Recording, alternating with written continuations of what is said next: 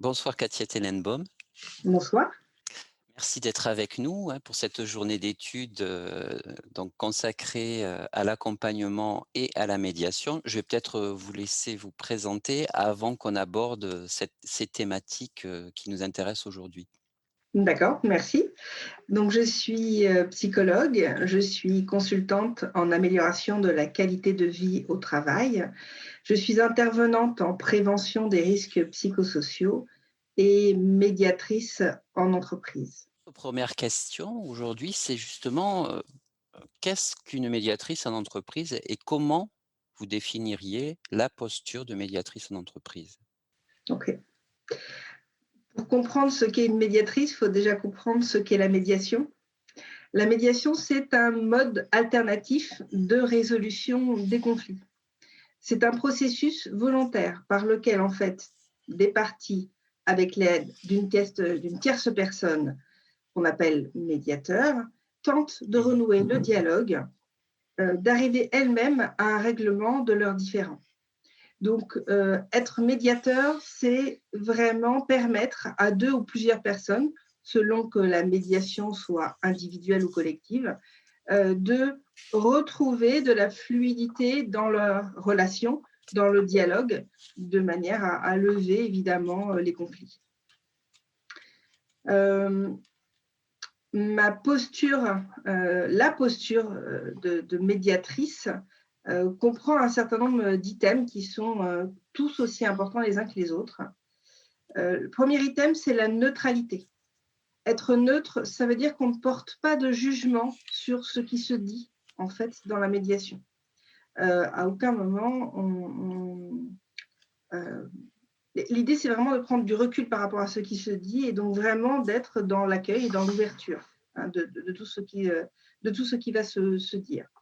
Deuxième point important, c'est l'indépendance.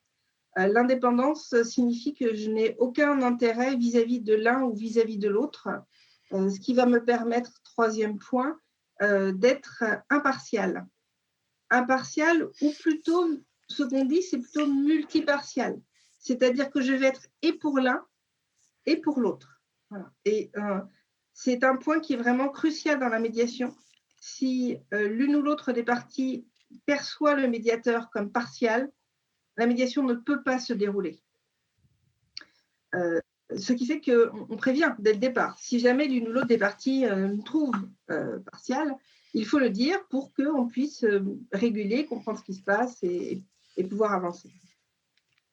Autre point, on est aussi garant de la confidentialité de l'ensemble des échanges. C'est-à-dire que dès que la médiation démarre, dès qu'on a le premier rendez-vous, jusqu'à la fin de la médiation, tout est strictement confidentiel. C'est-à-dire que ni moi ni les médiés n'avons le droit de dire à d'autres personnes ce qui se passe dans la médiation, sauf pour la fin, lorsqu'il y aura un accord, si toutefois il y a un accord. Là, les médiés peuvent décider ensemble de communiquer, de transmettre tout ou partie de l'accord à des personnes qu'ils souhaitent. En tant que médiatrice, je suis tenue à une obligation de moyens, mais évidemment pas de résultats, puisque les résultats sont entre les mains des médiés. Les médiés ont la liberté d'interrompre le processus de médiation, tout comme le médiateur, à tout moment. Ce qui est intéressant aussi dans la médiation, c'est qu'il y a des moments individuels au départ, puis ensuite des moments où on se trouve en plénière. Mais à tout moment, si les médias le souhaitent, on peut avoir aussi des entretiens individuels, que ce soit au milieu d'une plénière, et dans ce cas-là, on va consacrer autant de temps à l'un qu'à l'autre en individuel, ou que ce soit entre des plénières. Donc l'idée, c'est évidemment d'aboutir à un accord. La médiation, c'est vraiment un processus qui est très particulier, avec plusieurs phases, et qui dégage plusieurs avantages hein, par rapport à d'autres prestations. Le premier avantage, c'est vraiment la volonté de trouver une solution qui soit durable, pérenne. C'est-à-dire que dans la médiation, on va creuser les choses en profondeur. On ne va pas aborder le conflit de manière superficielle. On va vraiment creuser, on va comprendre l'histoire, on va comprendre ce qui s'est noué pour l'un et pour l'autre. Ce qui est appréciable aussi dans la médiation, c'est que c'est une prestation qui est rapide. Sous 3 mois, normalement, la médiation, elle est terminée. sauf exception, mais voilà, en général, c'est terminé sous 3 mois. Forcément, donc ça a un coût, limité, hein, par rapport à tout ce qui est judiciaire, bien évidemment. Ce qui est intéressant aussi, c'est que c'est une solution amiable dans laquelle l'un et l'autre vont être satisfaits et là-dessus, le médiateur est vraiment garant de ça, hein, de cet équilibre satisfait, pour l'une et l'autre, des 2 parties. Ce que j'aime, moi, dans la médiation, c'est que vraiment, ça va restaurer la dignité, ça va reconnaître l'autonomie, l'engagement de chacun. Chacun est responsable finalement de ses choix. Et ce qu'il y a d'intéressant dans cette prestation, c'est que vraiment, on intervient en tant que facilitateur. Quand on est médiateur, on n'est pas là comme un guide, comme un accompagnant. Je mords déjà un peu sur la question suivante, mais on vient vraiment comme vraiment un facilitateur où l'idée, c'est de peut-être conserver, maintenir, rétablir, changer ou améliorer une relation professionnelle. Voilà. Donc, comment se déroule une médiation en quelques mots? Dans une médiation, on a d'abord une prise de contact avec chacun des médiés. Je parle bien de la médiation en entreprise, hein, particulièrement. Donc, on a évidemment une commande, hein, qui vient la plupart du temps du DRH ou du dirigeant. Ensuite, je vais contacter l'un et l'autre des médiés, je vais leur expliquer ce qu'est la médiation et je vais leur demander s'ils sont d'accord pour entrer dans le processus. À partir du moment où j'ai leur accord, eh bien, nous allons nous rencontrer déjà de manière individuelle, l'une puis l'autre personne. En général, moi, je le fais sur un temps de 2 heures, pour bien comprendre où ils en sont de ce conflit, quelle est leur histoire, qu'est-ce qui s'est passé pour eux, quel est leur point de vue à eux des faits. Des faits, mais également quel est leur ressenti. Et ensuite, on va aborder, toujours pareil, si on peut continuer, la plénière. Et dans cette plénière, il va y avoir effectivement un échange entre les 2 médiés. Alors, en général, au début de la plénière, tout passe par vraiment le médiateur. C'est-à-dire qu'on est là pour reformuler. On a vraiment une écoute active, très active. On est vraiment là pour reformuler ce que l'un et l'autre disent, pour préciser les choses, pour non seulement parler des faits, mais également des ressentis, des croyances, des valeurs, des besoins, des intérêts de chacun, ce qui va nous permettre d'aboutir à un moment donné à une compréhension de, de l'accord sur le désaccord. Sur quoi on est d'accord, sur quoi on n'est pas d'accord. Euh, et ensuite, on va pouvoir aborder finalement les solutions. Quelles sont les solutions qui peuvent être proposées par l'un et par l'autre, sachant que l'un et l'autre, quand ils vont proposer des solutions, à chaque fois, ça va être moi, ce que j'aimerais, c'est ça, et ce que je suis prêt à faire pour toi, c'est ça. Donc, il y a toujours cet équilibre dans les propositions, de manière à ce que chacun, encore une fois, se sorte gagnant, et ensuite, ils vont ensemble choisir les solutions qu'ils veulent mettre en œuvre et comment ils veulent les mettre en œuvre.